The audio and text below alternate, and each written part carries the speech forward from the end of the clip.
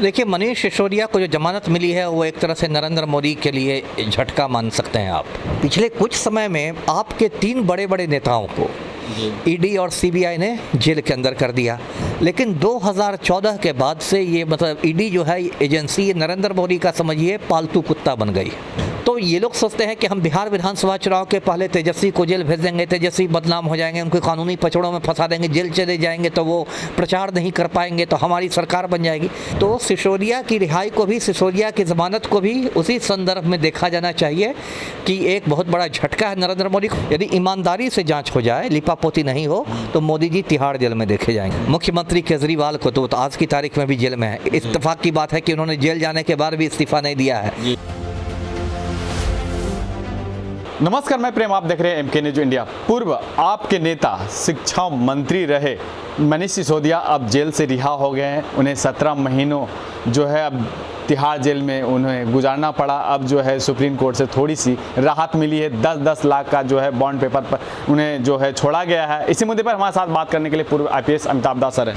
Sir, अब क्या कहेंगे? शराब घोटाले में शिक्षा मंत्री अब जाते हैं तिहाड़ जेल, अब बाहर आते हैं तो कहते हैं कि हमें संविधान पर और बाबा साहेब अम्बेडकर पर विश्वास है, तभी हम बाहर आए हैं। देखिए, मनीष सिसोदिया को जो जमानत मिली है वो एक तरह से नरेंद्र मोदी के लिए झटका मान सकते हैं आप। ये मनीष सिसोदिया को आप दर्शक जानते होंगे, ये दिल्ली के उप मुख्यमंत्री थे, मतलब केजरीवाल के बाद नंबर 2 थे आम आदमी पार्टी की सरकार में, और शिक्षा मंत्री भी दिल्ली के थे। और दिल्ली में शिक्षा के क्षेत्र में इन्होंने बहुत अच्छा काम किया था, इससे कोई इनकार नहीं कर सकता। देखिए, सरकारी स्कूलों की तो पूरे हिंदुस्तान में बदहाली है, और ऐसी बदहाली है कि किसी के पास जरा सा भी पैसा हो जाता है तो अपने बच्चे को प्राइवेट स्कूल में भेजता है। ये तो एक हकीकत है हिंदुस्तान की। लेकिन दिल्ली में मनीष सिसोदिया ने मतलब सरकारी स्कूलों का समझिए कि काया पलट कर दिया था। ये मतलब ईमानदारी से कहा जाएगा, तटस्थ होकर भी कहा जाएगा कि सरकारी स्कूलों में उन्होंने बहुत अच्छा काम किया था, और सरकारी स्कूल वहाँ एक मतलब उसकी मिसाल दी जा रही थी दिल्ली के सरकारी स्कूलों की। लेकिन जब से आम आदमी पार्टी की सरकार दिल्ली में बनी है, तब से वो नरेंद्र मोदी और अमित शाह की मतलब कह सकते हैं आंखों में कांटा है, और इन लोगों ने कई तरह से परेशान करने की कोशिश की। दर्शक जानते होंगे कि दिल्ली को पूर्ण राज्य का दर्जा नहीं है, इसलिए कि जो दिल्ली के उपराज्यपाल हैं, लेफ्टिनेंट गवर्नर हैं, उनके पास ही बहुत सारी शक्तियाँ हैं। तो एक तो मोदी और शाह करते हैं कि उपराज्यपाल के माध्यम से दिल्ली सरकार को बहुत परेशान करते हैं। मतलब बहुत बार फाइलें अटका के रखी जाती है। एक बार तो ऐसी हालत हो गई थी कि केजरीवाल को जाके, मुख्यमंत्री को जाके उपराज्यपाल के कार्यालय में धरना देना पड़ा था। इतना ज़्यादा उपराज्यपाल असहयोग कर रहे थे, फाइलों पर दस्तखत नहीं करते थे, फाइलें लौटाते नहीं थे, कि मुख्यमंत्री को धरना देना पड़ा था। तो इस तरह की बहुत सारी चीज़ें हैं। दिल्ली की जो पुलिस है वो भी मुख्यमंत्री के अधीन नहीं होती है, वो भी केंद्रीय गृह मंत्रालय के अधीन होती है। और पिछले कुछ समय में आपके 3 बड़े बड़े नेताओं को ईडी और सीबीआई ने जेल के अंदर कर दिया। मुख्यमंत्री केजरीवाल को तो आज की तारीख में भी जेल में है। इत्तेफाक की बात है कि उन्होंने जेल जाने के बाद भी इस्तीफा नहीं दिया है, इसलिए आज की तारीख में भी वो दिल्ली के मुख्यमंत्री भी हैं और तिहाड़ जेल में भी हैं। उसके जो उनके नंबर 2 थे मनीष सिसोदिया, उनको जेल में भेज दिया गया, वो 17 महीने बाद छूटे हैं। और तीसरे संजय सिंह, वो भी बहुत तेज़ तर्रार सांसद हैं, राज्यसभा के सांसद हैं, काफ़ी तेज़ तर्रार हैं, बहुत अच्छे वक्ता हैं, उनको भी जेल भेज दिया गया, वो भी हाल में जमानत पर छूटे हैं। तो देखिए, इसमें क्या होता है कि अब कल जब मनीष सिसोदिया बाहर निकले तो वो सबसे पहले केजरीवाल के घर गए, और केजरीवाल की टिप्पणी हुई है, पत्नी से मिले, उनके माता पिता से मिले, और मिलेंगे ही, उनके नेता हैं तो उनके परिवार से जाके वो नैतिक समर्थन देंगे, क्योंकि अब तो संजय सिंह और सिसोदिया बाहर आ गए, अब तो केजरीवाल ही बड़े में अंदर है। तो देखिए, ये मैं दिखाता हूँ कि ईडी जो है मतलब इन्फोर्समेंट डायरेक्टरेट, दर्शकों को मैं बता दूं, इसको हिंदी में प्रवर्तन निदेशालय कहते हैं। ये भारत सरकार की एजेंसी है और इसका काम है भ्रष्टाचार पर अंकुश लगाना। लेकिन 2014 के बाद से ये मतलब ईडी जो है एजेंसी, ये नरेंद्र मोदी का समझिए पालतू कुत्ता बन गई, और इसका जमकर राजनीतिक दुरुपयोग हो रहा है।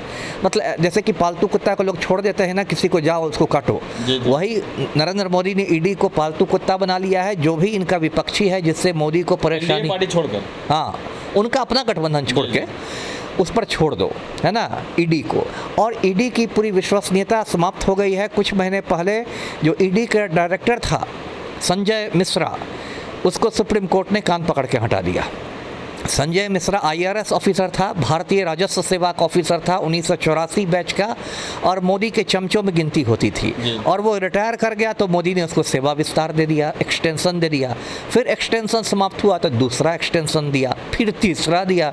तो सुप्रीम कोर्ट ने कहा कि बहुत हुआ मजाक, है ना, ये सब गैर कानूनी है, आप लोगों ने तमाशा बना रखा है। और ईडी के डायरेक्टर को सुप्रीम कोर्ट ऑफ इंडिया ने कान पकड़ के हटा दिया। उस समय भी ईडी की बहुत फजीहत हुई, बहुत किरकिरी हुई कि देखिए आपका डायरेक्टर ही कान पकड़ के हटा दिया गया। तो ईडी का जैसे सीबीआई का मिसयूज होता है, सीबीआई पर सुप्रीम कोर्ट की टिप्पणी है कि ये पिजड़े का तोता है, जो मालिक सिखाता है वही बोलता है। ईडी के साथ भी वही है। तो अब देखिए मोदी और अमित शाह जो दोनों जो हैं, मतलब आप जो कहिए इनको गुजराती लॉबी जिसको कहते हैं, इन दोनों को थोड़ा आत्मनिरीक्षण करना चाहिए। इन लोग को लगता है कि हम ईडी से किसी को फंसा के उसको बदनाम कर देंगे, डिमोरलाइज कर देंगे, कानूनी पछड़े में फंसा देंगे, लेकिन उसका एक उल्टा असर हो जाता है। जैसे झारखंड में जो मुख्यमंत्री थे अब फिर बन गए हेमंत सोरेन। हेमंत सोरेन को ऐसे ईडी ने भेज दिया, है ना, वो भी जेल चले गए थोड़े समय के लिए, 2-3 महीने के लिए चंपई सोरेन मुख्यमंत्री रहे, हेमंत सोरेन जेल में दाढ़ी बढ़ाते रहे। अब वो दाढ़ी बढ़ाने के बाद फिर छूट गए, फिर मुख्यमंत्री बन गए। अब 3 महीने बाद झारखंड में चुनाव है विधानसभा के, है ना, अक्टूबर नवंबर में। तो हेमंत सोरेन के प्रति एक लोगों में सहानुभूति आ गई है। वो दाढ़ी बढ़ा के घूम रहे हैं, लोगों में एक सहानुभूति है कि भाई इस आदमी को फंसा दिया गया। वही सहानुभूति दिल्ली में केजरीवाल के प्रति पैदा हो रही है, वही सहानुभूति सिसोदिया के प्रति पैदा हो रही है, वही सहानुभूति संजय सिंह के प्रति पैदा हो रही है। अपने जाल में बीजेपी फंस गए, वही ना है। मतलब आप जैसे कि अभी बिहार के संदर्भ में यदि लिया जाए तो बार बार बात होती है कि ज़मीन के बदले नौकरी कांड में तेजस्वी जेल जाएंगे, तेजस्वी जेल जाएंगे। अभी फिर एक पूरक आरोप पत्र ईडी ने फाइल किया है वहाँ दिल्ली में राउज एवेन्यू कोर्ट में, ज़मीन के बदले इसमें लैंड फॉर जॉब में। तो ये लोग सोचते हैं कि हम बिहार विधानसभा चुनाव के पहले तेजस्वी को जेल भेज देंगे, तेजस्वी बदनाम हो जाएंगे, उनको कानूनी पचड़ों में फंसा देंगे, जेल चले जाएंगे तो वो प्रचार नहीं कर पाएंगे, तो हमारी सरकार बन जाएगी।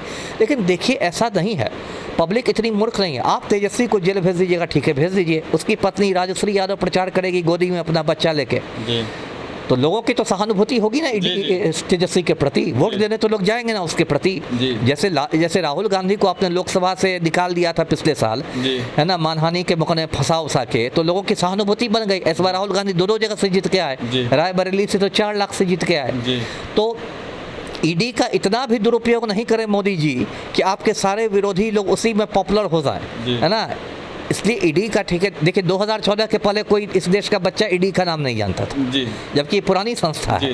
2014 के बाद और उसमें नई नई बातें आ रही है। अब तो ऐसा है, अभी जो चुनावी बॉन्ड वाला घोटाला उजागर हुआ है उसमें तो बात आ रहा है कि ईडी से धमका के आपने चुनावी बॉन्ड खरीदा है। ऐसे उदाहरण आए कि ईडी ने रेड किया, उसकी संपत्ति जब्त कर ली, फैक्ट्री की हज़ारों करोड़ की संपत्ति जब्त कर ली, उस कंपनी ने चुनावी बॉन्ड खरीद के भाजपा को चंदा में दिया और उसके बाद ईडी ने उसकी संपत्ति मुक्त कर दी। तो ये क्या ईडी का इस्तेमाल आप रंगदारी टैक्स लेने के लिए कर रहे हैं? जैसे बिहार में गुंडे मवाली घूम घूम के रंगदारी टैक्स लेते हैं, या बम्बई में वसूली भाई सब घूम घूम के पैसे झटकते हैं, तो क्या ये नरेंद्र मोदी का गुंडा बन के ईडी काम कर रहा है कि कंपनियों को धमकाता है कि भाजपा को चंदा दो नहीं तो तुम्हारी संपत्ति जब्त कर लेंगे?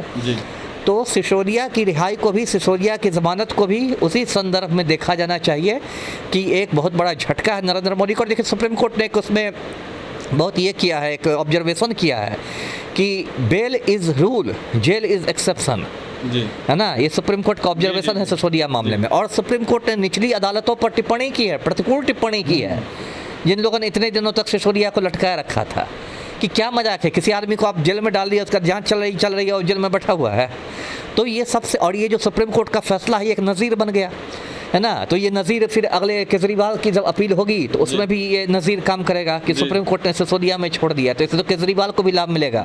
कल को यदि आप तेजस्वी को अंदर करते हैं तो इस फैसले का तेजस्वी को भी लाभ मिलेगा, क्योंकि सुप्रीम कोर्ट का फैसला तो सभी निचली अदालतों पर बाध्यकारी हो जाता है, बाइंडिंग हो जाता है, बाध्यकारी हो जाता है। तो अब मोदी को थोड़ा आत्मनिरीक्षण करना चाहिए कि भाई इतना भी नहीं नंगा नाच कर दो कि एकदम पब्लिक भी उब जाए और फिर उसके आपको मतलब उल्टा नतीजा निकलने लगे। जी, मनीष सिसोदिया जब बाहर निकले थे गर्मजोशी के साथ, उनके जन समर्थन के साथ उनके पार्टी के आला अधिकारी भी पहुंचे, साथ में एक नेत्री जो है आपकी, वो तो भावुक होकर उनको जो है आतिशी मार्लिना तो उस जगह पे भी बीजेपी कह रहे हैं कि सिर्फ ढकोसला है, दिखाया जा रहा है, लोगों को ये बहकाया जा रहा है। सबसे बड़ा ढकोसलेबाज तो भाजपा वाले होते हैं, जो बात बात पर नरेंद्र मोदी जी आंसू पोंछना शुरू कर देते हैं, रोने लगते हैं, घड़ियाली आंसू बहाने में नरेंद्र मोदी को कोई पछाड़ सकता है, इसलिए भाजपाइयों को ढकोसले की बात नहीं करनी चाहिए। भाजपाई लोग तो अपना गाल सहला रहे हैं, क्योंकि सुप्रीम कोर्ट ने एक चांटा मारा है उनके गाल पर सिसोदिया को बाहर करके। तो भाजपाई लोग उसमें मतलब खुन्नस है। अब सुप्रीम कोर्ट को तो ओपनली क्रिटिसाइज करने की औकात नहीं है, तो आतिशी, मार्लिना और सिसोदिया पर क्रिटिसाइज कर रहे हैं। ढकोसले की कौन बात है? कोई आदमी जेल से छूट के आया, उसके समर्थक उसको रिसीव करने गए हैं, तो इसमें ढकोसला कौन सा हो गया? अरविंद केजरीवाल पर हो या मनीष सिसोदिया या संजय सिंह, जो भी इन सभी पर जो काम रिहाई का जो चला, और कुछ छूटे भी लोकसभा के चुनाव के समय में केजरीवाल बाहर आ रहे हैं जी, तो उस समय भी कहा गया था कि हमें दबाने की कोशिश किया जा रहा है। केजरीवाल का भी बहुत बड़ा जो है बयान आया था, उसमें भी देखा गया था। साथ में ये देखा जा रहा है कि 2025 का जो चुनाव जो बिहार में होने वाला है, और वो मनीष सिसोदिया का जो छूटना, कहीं ये इंडी गठबंधन से एनडीए गठबंधन में कुछ हो जाए नहीं है ही। तो इंडिया गठबंधन की सीटें तो मजबूत होती जा रही है ना ये सब करने से। देखिए, अक्टूबर में 3 राज्यों में चुनाव है, अक्टूबर नवंबर में। झारखंड में है, हरियाणा में है, महाराष्ट्र में है जी। और हो सकता है यदि परटूराम की चल जाए तो बिहार में भी हो जाए लगे मध्यावधि चुनाव। अब इन मोटा मोटी इन चारों राज्यों में भाजपा की हालत पतली है। महाराष्ट्र में तो खैर बहुत ही पतली है, वहाँ तो लोकसभा के रिजल्ट ही बता दिए कि पूरी पतली हो गई है। झारखंड में भी हेमंत सोरेन के प्रति जो सहानुभूति लहर पैदा हो गई है, और जिस तरह नीतीश कुमार और सरयू राय खिचड़ी पका रहे हैं, झारखंड में भी इनकी हालत कमजोर है ना। उसके बाद हरियाणा में तो किसान आंदोलन को लेके और महिला पहलवानों के आंदोलन को लेके पहले ही हरियाणा बहुत गुस्साया हुआ है। वहाँ तो भाजपा को अपना मुख्यमंत्री बदलना पड़ा, मनोहर लाल खट्टर को हटा के नायब सिंह सैनी को मुख्यमंत्री बनाना पड़ा। भाजपा इतनी डरी हुई है। और अभी जो विनेश फोगाट के साथ मोदी जी ने खेल किया है पेरिस ओलंपिक में, उसको लेके भी हरियाणा में बहुत गुस्सा है। कहीं विनेश फोगाट निकल गई चुनाव प्रचार में भाजपा के खिलाफ, तब तो ये लोग कहीं के नहीं रहेंगे। तो इनकी हर राज्यों में इनकी मतलब ये हो रही है, मतलब आप कह सकते हैं कि पतली हालत हो रही है। तो इसलिए ईडी को, मतलब ईडी पर मैं क्या कहूँ, मतलब मोदी को देखना चाहिए कि भाई ईडी का इतना दुरुपयोग नहीं हो जाए कि बाद में फिर ईडी की कोई, मतलब ऑलरेडी विश्वसनीयता खत्म हो गई है, जो रत्ती भर बची हुई भी खत्म हो जाए। अभी तो झारखंड में एक ईडी का अफसर ही घूस लेते पकड़ा गया। आप नेताओं पर जो आर्थिक जो मजबूती जो बनी जा रही है, अरविंद केजरीवाल जो बंगले बनाए उसमें कई करोड़ों रुपए का जो लागत लगाए, फिर मनीष सिसोदिया पर शराब घोटाले, तो कहीं क्या इसमें सच्चाई क्या है जो लोगों को समझ में नहीं आ रहा है? और बीजेपी जो हमलावर है कि ये जो है नहीं ठीक है, हमलावर है, भाजपा किस मुँह से हमलावर होगी? आज भी मैं कहता हूं, आपके चैनल पर कह रहा हूं कि यदि चुनावी बॉन्ड घोटाले की ईमानदारी से जांच हो तो नरेंद्र मोदी तिहाड़ जेल में पाए जाएंगे, है ना। इलेक्टोरल बॉन्ड घोटाला करके तो नरेंद्र मोदी ने हज़ारों करोड़ खाए हैं। यदि ईमानदारी से जांच हो जाए, लिपापोती नहीं हो, तो मोदी जी तिहाड़ जेल में देखे जाएंगे। इसी तरह राफेल घोटाला में मोदी जी पर बहुत गंभीर आरोप लगे थे दलाली खाने के, उसमें भी रंजन गोगोई के साथ कहते हैं इनकी डील हो गई। रंजन गोगोई ने इनको क्लीन चिट दे दिया, बदले में गोगोई साहब राज्यसभा पहुँच गए, बहुत बड़ी सौदेबाजी हो गई। तो भ्रष्टाचार पर भाजपा वाले कम थोड़ा बोले, वही अच्छा है, क्योंकि एक से एक इनका ही है। और भाजपा तो खुद एक वॉशिंग मशीन बनी हुई है ना। बाकी पार्टियों में जिनको वो चोर कहती है, वहाँ जो जहाँ भाजपा में शामिल होते हैं कि प्रखर राष्ट्रवादी बन जाते हैं। आज तेजस्वी यादव के पीछे भाजपा पड़ी हुई है। यदि आज भाजपा से हाथ मिला ले तेजस्वी यादव, राजद जो है वो एनडीए का हिस्सा बन जाए, तो रातों रात तेजस्वी प्रखर राष्ट्रवादी बन जाएंगे। तो ये वॉशिंग मशीन वाला भी तो धंधा बंद कीजिए, है ना जी।